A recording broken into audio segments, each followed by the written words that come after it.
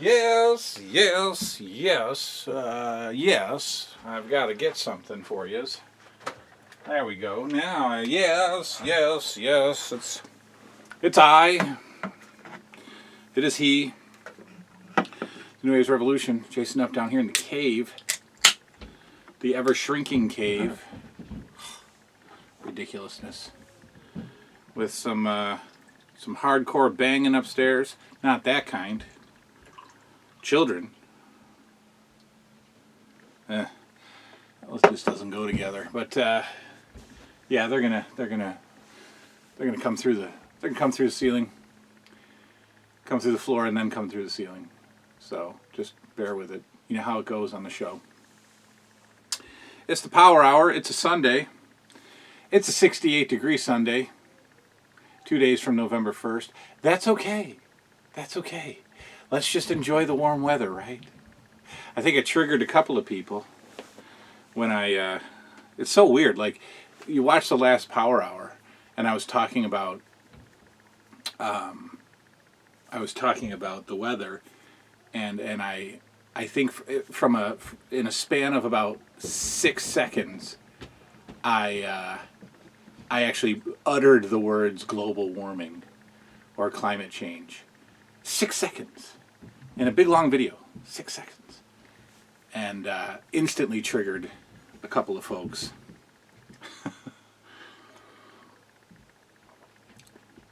Like their alarms went off. Like, oh, wait a minute. Let's get on that. That's not a thing. Bah, bah, bah, bah. One person was respectful and a friend of the channel, no problem. Opinions, friends. That's all it is. Do I think that there's global warming? I have no friggin' idea. I have no idea. I'm not a scientist. I'm just a guy who wants to go back to childhood and be cold in October. It was probably warm in October back then, too. I just didn't pay attention. I probably embraced it. I was like, no jacket to school today. Anyway. One person respectfully shared their opinion and is still a member of the channel. The other one calls me stupid and isn't here anymore. Because there is no freedom of speech here on the New Age Revolution. Okay, all right, let's just stop there. Okay, all right, let's do a Power Hour. Let's do a Power Hour with some pickups, okay? Nothing blow, kind of. I always say nothing blow away. One of these things is pretty darn cool for Goodwill, and it led to another purchase. And I don't like pumpkin ale, so I'm glad that this is like the last can, and it's the second to last day in October. I got these at Goodwill. These are just photo albums. Real simple. They do not smell like mildew, so they are coming. They came home with me, and they got this cool case. I like the case. I got 2 of them. Surprisingly, they look the same, and they're just down here on the floor because they're going to. I'm going to put my photos in them. I mean, I got all these photos, and I got a box of photos, and I'm going to put the kids' photos in the book. But, you know, you go to Walmart and they're $17.99 for one photo album. So I got those. The other thing I got, I guess, is a blowaway. For me, it's a blowaway. This needs to be cleaned up, but I've got a Scientific Atlanta cable box. Cable modem. Cable box. That's what it's called. I don't know the year on this. I have to think it's 1990 something. Scientific Atlanta was absolutely early 90s cable. Very early 90s cable. Check out the box. How many of you had that one? I love it. I truly love it. My Scientific Atlanta cable box. I love this. Look at this button. Look at this button here. You can't see it, I don't think. It says PPV. There's a pay-per-view button that I assume that you press, And maybe it takes you to the one pay-per-view channel that we had, right? It wasn't in demand, I don't think. I don't remember what it was called, but there's a pay-per-view channel. There's a mute button. There's volumes. There's channel. There's power. Scientific Atlanta cable box, $2.99 from Goodwill. So then I hopped on the eBay, and I got the remote that goes along with this for another $3, like $7 total with shipping. I've started a little thing. There's 2 more cable boxes that I want to get. A smaller Scientific Atlanta, and then a dial one. That's in my watch list. So that goes with my favorite cable box right there. This one is probably going to go on the Zenith System 3 and just set atop that. But again, this is all prep for the 2023 living room renovation. In fact, the photo albums are too. They're going to have a spot. So those are the Goodwill pickups. Now let's go to the questions. The TN80sR Power Hour is about to begin. If you have a question, you know what to do. Send it to TN80rquestions@gmail.com. And we'll do it. We'll answer the questions. We'll drink a beer. This is kind of my version of a live show. I've told you before, the live shows are so complicated in this house because of the children, who are getting worse, by the way.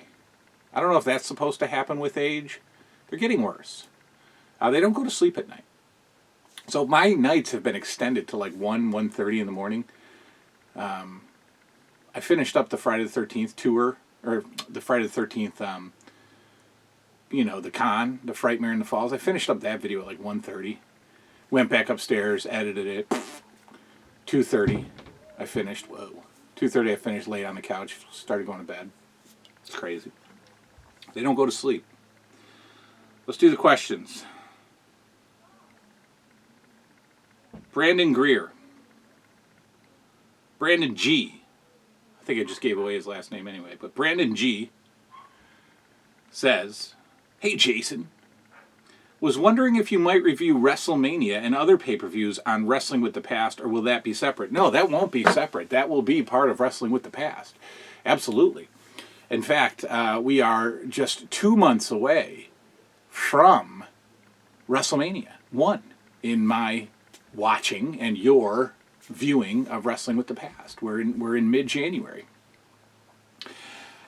Being so much of a fan of my footage, as I am, my wrestling footage, I'm actually surprised that I'm not watching more wrestling and doing more Wrestling with the Past, but I think it's because there's so much that goes into it that it's like, and I want to do the TV shows and I want to do my movies, but yeah, I think tonight will be, so I watched the Championship Wrestling from, I think, let's just say 119, and then 119 also has a house show, whether it's an MSG house show or not, I can't remember.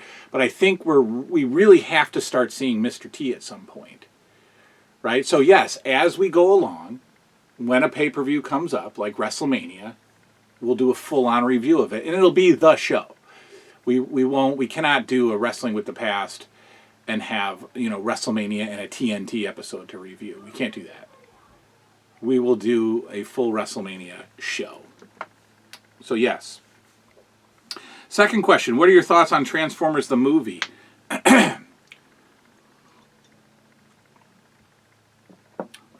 My thoughts on it are, I don't own it, and I've never seen it. So those are my thoughts on it. Now, I have explained many times in the past that I was not a Transformers kid. I was not an anything kid other than an LJN wrestling figure kid. Yes, Transformers were very popular. Yes, they deserve my respect. Yes, I will get around to them eventually. I proudly watched through the whole G.I. Joe series. So I will watch Transformers, and then I will watch the movie, and it's got to be special. It's got to be special because they made it into a 4K for crying out loud. So it's got to be something huge, right? The Transformers movie. I want to like Transformers, and I will when I start watching it for the first time. I don't know if I've ever seen a Transformers episode as a kid. I know that's crazy, but if you're not into it, then you don't watch it. Right? Like my kids today, you can throw on anything animated and they'll just watch it. They'll just watch it. We used to do that with Liam all the time when he was younger. We just put on like, we should find a new show on the Disney Channel, like Blaze and the Monster Machines was new. And we're like, here's a new show for you. It's Blaze. And he's like, vroom. Oh, he's just gone. But when I was his age, I picked and chose what I liked and what I didn't like. And I was not a Transformers guy, so I didn't watch it. But I will be. Here's another thing that's happening. I feel so bad for some of my cartoons. Yeah, I feel bad for my cartoons because I finished G.I. Joe. Liam and I finished the Teenage Mutant Ninja Turtles when he was a lot younger. And then I was like, so I'm watching Growing Pains and I'm watching my movies, and so I grab a cartoon too because I like to have both going. I like to be working through both types of series, both genres. And for some reason, I grabbed the Dukes of Hazzard cartoon. It's hard to sit through. It's hard. They're just, it's goofy. And it's older, too. I think it's like 80 or 81. And so the animation is off. The voices are off. It's just kind of hard to care enough to sit and watch it. But I feel like I have to. I feel like I own all this stuff. I need to do it. So after I force feed myself the Dukes of Hazzard cartoon, which takes nothing away from the Dukes of Hazzard show, it's just the cartoons are hard to sit through. They are so hard to sit through. I find myself on the phone a lot watching them. But once I finish with the Dukes of Hazzard cartoon, let's just say we dive into Transformers. How about we do that? We'll just dive right into Transformers. All right, third and final question from a man, Brandon G. He says, do you have any thoughts on when TV shows jump the shark? All right, thank you, Brandon, for your contributions to the channel. Yeah, sure I do. Jump the shark was is a term and a book and a website and all that stuff that was at least created by or developed by or co-developed or somebody was involved. The guy named John, I haven't listened to the Howard Stern show in a long time. John Hine. Hit it with the Hine. I haven't listened to Stern in a while because I got rid of that package of Sirius because I don't drive that much. My office is really close to my house. Like walking distance. So I don't listen, so I got rid of it. But John Hine was almost, like I said, either a creator or co-creator of the concept Jump the Shark.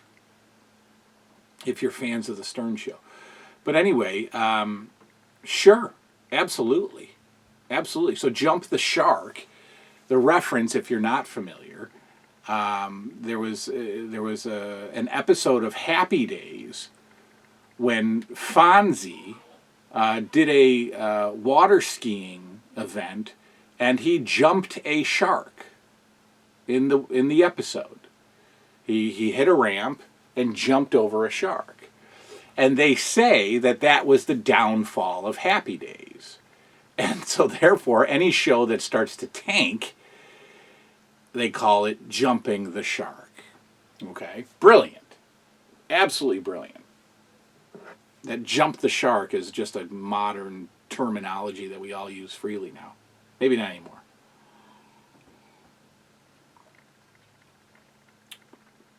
I'm watching Growing Pains right now. And while it pains me to say this, and let me preface it with I absolutely adore the show. I love Growing Pains. I think it's jumped the shark. Season 6, which is the...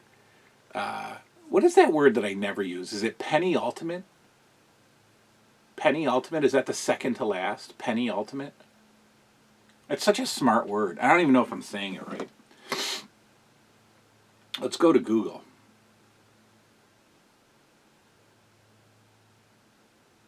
Penny, I just typed in. You know what comes up. Yeah, it's not even the right word. What is second to last? Why did I say penny ultimate? Second to last. Penultimate. Not the penny. And maybe I'm not pronouncing it right. Penultimate. Whatever. The second to last season of Growing Pains is season 6. And while I just finished disc 1, including an incredible 2-part Halloween episode, which I'll review this coming Tuesday, for me, the show has jumped the shark. And what happened? Well, they got older. And what happened? Well, they had another kid.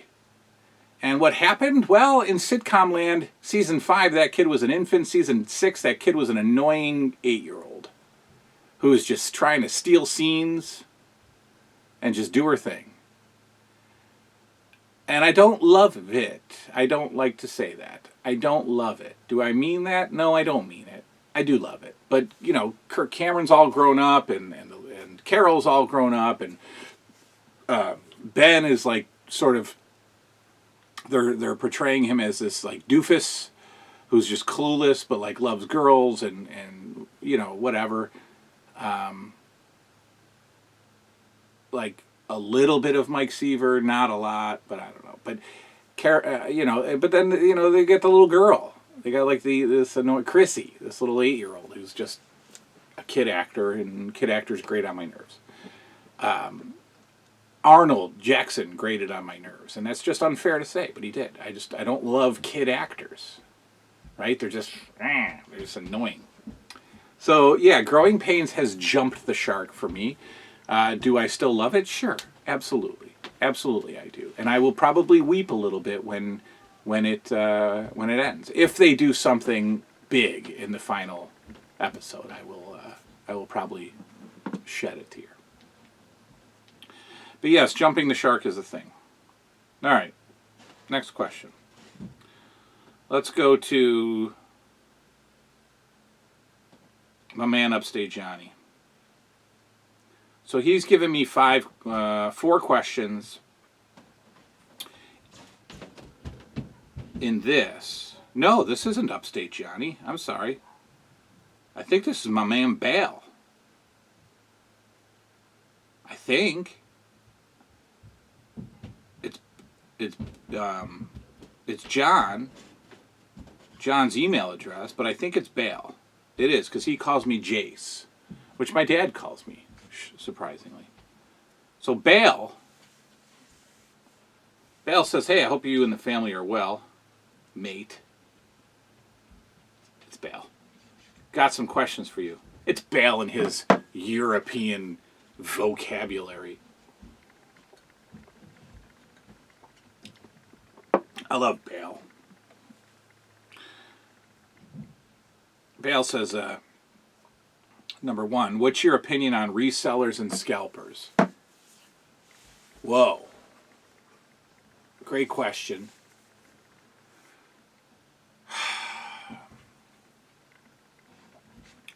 Ladies and gentlemen, I'm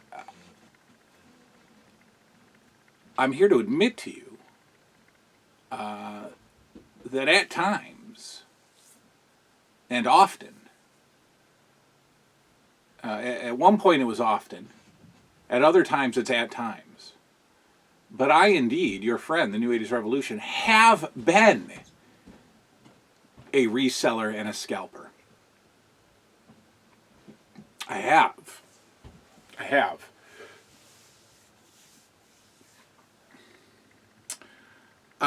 There was a point in time when I was doing a lot of eBay, and it was right around when I started recollecting LJN figures. and their popularity had not exploded. The internet had not exploded. There were no forums, but eBay was maybe in its teenage years, and I would buy big lots of figures and then resell the figures, right? So if I needed a Bruno Sammartino, I would get a lot of 10 figures that included Bruno Sammartino, and I would sell the others. Okay, so is that a reseller? Yes, because I was making more money than I was paying for the figures. Then back in the day, and this is painful to admit, back in the day, when Jax was around, they had a Ted DiBiase and I think Virgil 2-pack that came with the $1 Million belt. It was like this big plastic set. It was a big box that had the plastic $1 Million belt in it that you could wear, the kid-size belt. And I think it came with DiBiase on one side of the window box and then Virgil on the other. And those figures back in early 2000s was $12.99. Well, our area got, and I think they were Kmart, I don't want to say Kmart exclusives, but they were at Kmart, maybe only. So maybe a Kmart exclusive. I bought one, put it up on eBay, and sold it for $29.99. Then I got in my car, and I drove to every single Kmart in the area and bought them all. And then I sold them for $39.99. And when I listed them, they would go in 8 seconds. So I just kept relisting. I had maybe 15 sets of them. And that's just pure evil. It really is. Now I've grown and matured, and I don't do that anymore. And now, of course, because this is the way my brain works, I've flipped over to the other side, where I now hate scalpers. And I envision myself, attacking them in the middle of it. So, because I have kids now. And so now I want the figures to wrap them up and give them to my kids. And now me from 20 years ago is standing at the aisle with like this big, look at this, 100 each. And I want to kill that guy. But that was me, 20 years ago. Look, if, my job is flexible enough, my career is flexible enough to where I can, be at the store when it opens at 8 o'clock in the morning and maybe get the figures and buy them for my kids. The last time I scalped something was when I found a Chase AEW Brody Lee figure and sold that beast for $350 and loved every minute of it. I didn't think I was ripping it out of the mouth of a child. There were other Brody Lees. I just took the Chase one. I left all the others. Yeah, I don't like them, but I was one.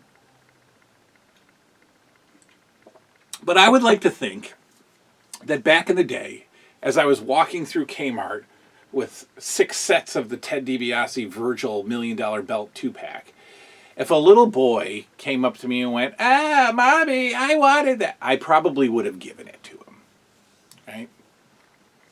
In fact, I might have bought them and then gave it to him. I wouldn't have done that, but I probably would have given it to them. There are true scalpers today who will just smack the kid right in the mouth, make his nose bleed and everything. Second question from a man, Bale. What would your dream job be? Good question. I mean, my career now is, it turned into it didn't turn into a dream job. It turned into a dream scenario, right? It turned into a dream salary. It turned into a dream schedule. It turned into a dream flexibility. It is a dream answer to nobody situation. Come and go as I please. Master of my domain. But is it my dream job sitting in an office talking to folks about mental health? Dream? No. I enjoy it. I like what I do. My dream job would be what I'm doing right now. What I'm doing right now. You know, what buffoons like Logan Paul get to do, and PewDiePie, and whoever else makes millions off this format. That's a dream job. You know, to sit down, to make content. Blippi is a dream job. Okay? Blippi is a dream job. Who I believe sold Blippi for $3 billion recently. $3 billion, ladies and gentlemen. Blippi is a dream job. Dude Perfect is a dream job. And it's weird, it's strange how this has morphed into, you know, YouTube celebrities being dream jobs, but it is. I mean, you get to do what you love, passionately love to do. You know, if I could become a YouTube millionaire by watching horror movies on a 19-inch Zenith Space Command television and drinking beer with you, that's a dream job.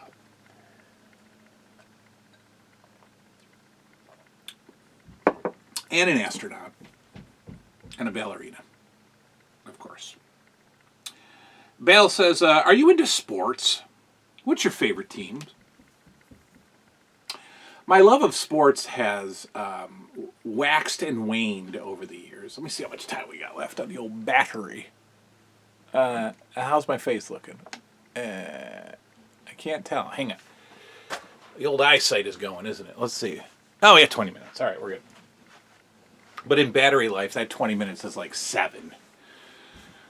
What is my, my sports life, when I was a kid, when I was in my teens, and you were supposed to rep all of your sports teams and rock all their gear. I had the starter jackets. And then there was a period of time when kids were afraid to wear parkas. And I don't mean like, well, I guess I do, but they were like starter jacket parkas that were like real thick and would go all the way down to like your knees. And kids were afraid to wear those because they were getting killed for them. People would beat the hell out of you and steal your jacket if it was a starter parka. So then they made like shorter ones, like waist length ones. And I remember my neighbors, I was living with my grandparents. I remember my neighbors went to a Dallas Cowboys game. And I was a Cowboys fan at the time. And my grandma gave them some money, and they brought me a Dallas Cowboys starter waist-length jacket, parka, big built-up coat, not the satiny ones, right? From the game, so it's like an official Dallas Cowboys stadium starter coat. And I wore that thing to school, and I was terrified. In fact, there was a point in time when kids would wear their jackets all day. Like that was kind of maybe a fashion thing. So you just keep your winter coat on all day, which is absurd. And I would wear that thing all day, you know. I would just wear and I was just like, oh man, which one of the tough kids, you know, which one of the wannabe gang members are going to jump me for my jacket? What's the question? What sports teams do I like? Wow. I mean, you guys want stories, but geez. Okay, so as a kid, I was into sports a lot, and I would wear lots of gear to school. That was kind of my high school wardrobe, was Dallas Cowboy clothes, Dallas Cowboy starter hats, that kind of thing. At one point in time, every year they came out with 4 new designs for hats. It wasn't starter; it was a different company, I think. And they would come out with like the shark tooth logo on the hat, like the paint splatter logo, paint splatter design. And I'd get those, and those were popular. Like hats were super popular in the, from 90 to 94 in high school. So the Dallas Cowboys were a favorite football team. I got really into the Yankees when the Yes Network first started. I liked the Atlanta Braves for a little while when TBS would carry them all the time. Then I liked the Yankees when the Yes Network started. I have not watched a single Yankees game this year because cable and DirecTV and YouTube TV and all these stupid streaming cable sites that cannot get contracts signed with the Yes Network have just ruined it. And I'm not going to pay, $200 a year for the MLB network, that in my area the Yankees are blacked out, so I get to watch them tomorrow, after the game has ended. So I'm like, you know what, forget it. Thanks for ruining baseball, world. You've ruined November weather, world, because of global warming. Get out of here. You've ruined weather and you've ruined the Yankees. You've ruined the Yes Network on good old cable television. I tried to be a hockey fan for a while. I know my Canadian friends will be mad at me. I tried to watch the Buffalo Sabres for a while. I got into them for a couple of seasons. Same casualty. The Madison Square Garden network, gone. I don't have cable. I don't have a way to watch it. Whatever. They're gone.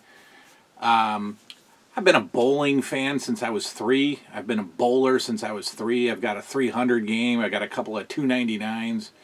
I'm a bowler.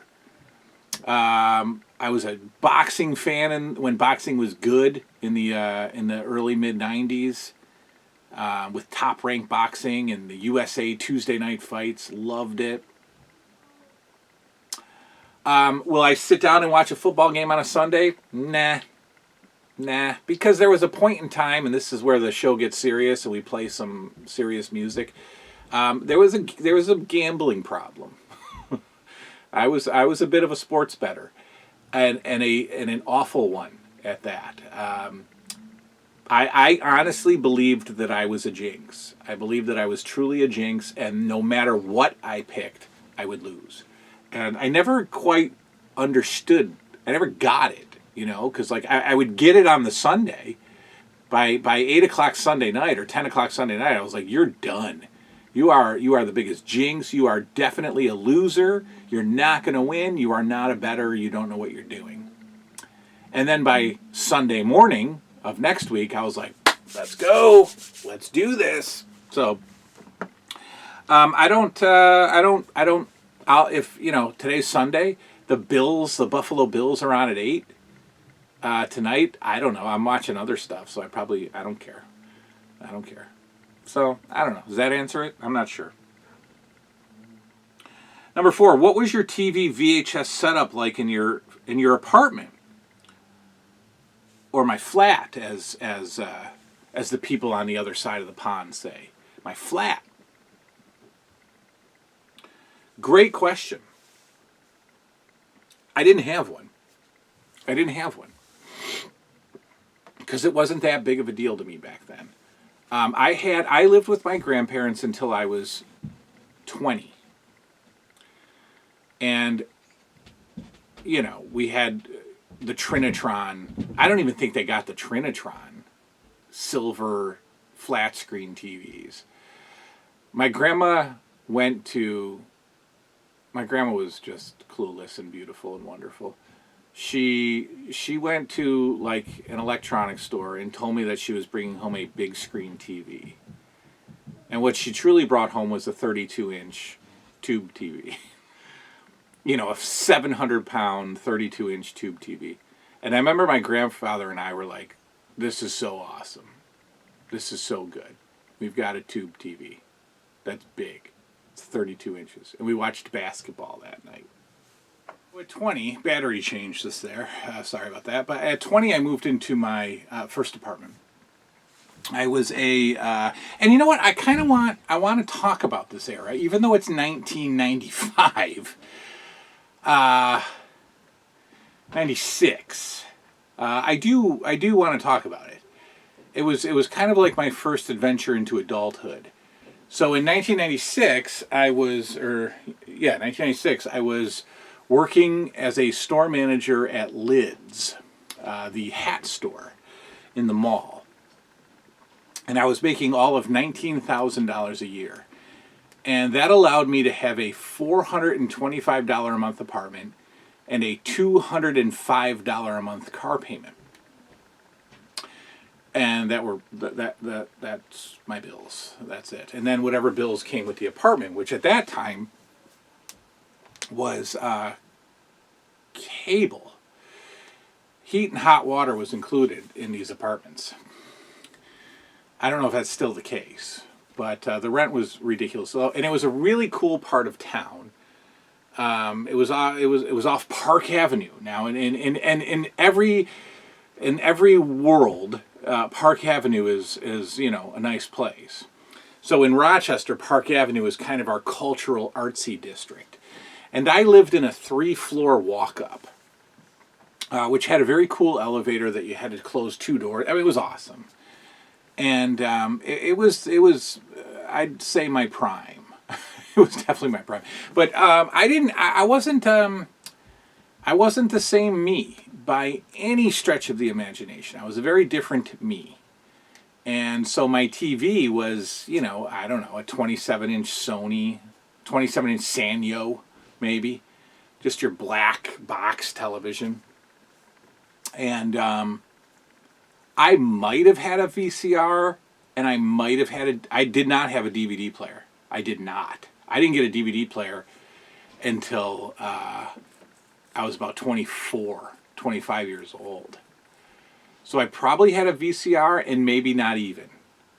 And I had basic cable. That's it. That was it. And I wasn't me. Trust me, I was not me. I was not me. So there was no. Granted, the LJNs were in a box in the closet in the apartment. And I was going to toy shows because I was trying to buy Hasbros back then. But I was not me. I was not even close. So there was no setup. I was not a television guy. I was not a retro guy. I was not the New 80s Revolution by any stretch of the imagination. And then I moved back home because I failed miserably. Got fired from Lids for managing that store into the ground and really only being interested in my assistant manager, if you know what I mean. And I moved back home with my grandparents, and I sat in their house for another 2 or 3 years, and then I met the creator of, or half of the creator of these noisy children upstairs, and we ended up in an apartment. And I'm pretty sure it was that same Sanyo 27-inch television that came with me. And the VHS was hooked up. And I think she bought me a DVD player for my birthday when I was about 25 years old. And that was my first DVD player. And there was no setup. There was nothing. Because I didn't know about that stuff. I didn't care about the stuff necessarily. When we bought the house, I think I got, one of the first... Good gracious. One of the first high-definition televisions with the big back on them and, from like Sears. But you didn't have any high-definition programming, so it didn't matter. In fact, everything looked worse than standard definition. I don't know. I didn't become me until, I don't know, when? Probably when I built this basement down here. I paid for this basement down here. And just so I've really only morphed into me in the last 12 years or so, I'd say. I've only become me. And pre-me is just a confused dude who didn't have a clue who he was. Somebody asked me a question. Come on. Somebody asked me a question about 90s me. Ask me a question about apartment me. I want to cover that. It might not be PG. It might not be G-rated. But I want to cover that because there's a lot of memories there. I'm going to end now because the children are going to come through the floor. That's the Power Hour. Thanks for the questions. If you want to get in, TN80sR, TN80R questions at gmail.com. I think they're rocking upstairs. I think they're rocking out. Like they put on a Slipknot video and then they just air guitar. And they go nuts and they destroy my couches. And I think that's what's going on. I'm going to go. Good night now.